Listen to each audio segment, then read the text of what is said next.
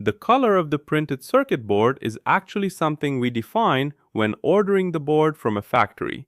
But here in Altium, we can simulate this color. By clicking on this square again, I have some viewing options. Here I have the View Options section. And down here, I can change the colors to see and simulate the colors of my printed circuit board. So, let's assume I wanted my board to be blue. I can come here and preview it in blue. Then, my board would look more or less like this. Let me move this back here, because I moved something I should not have moved. A black board is also really cool. I think a black board is always very beautiful. It has a really nice aesthetic. And of course, one of the boards I really want to build is a pink board. I really want to make a version of a pink board. Who knows? Maybe this is the first one. That would be really pretty, right? Look, it would look really nice. Very cool. But that's it. I'll leave it here with the software default, which is the green board. And this is the printed circuit board we finished and built together. That's it. If you followed this far, you can also make a board in this style.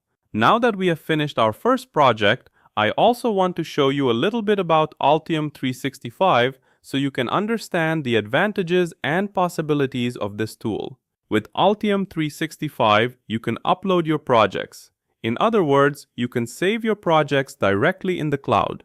You can invite other people to develop the project together with you and collaborate on it. There is also a complete system for comments and versioning, so you can actually work together inside this tool. You can also save the entire library of electronic components you used in previous projects, so you can reuse these components in future projects. You can also share these electronic components and project-specific libraries with your work team. This connection goes beyond PCB design. Altium 365 is also connected with other design software, allowing different work fronts on the same project to collaborate and work together. It is very easy to connect to this tool. Just come up here, log in, and start using all these resources.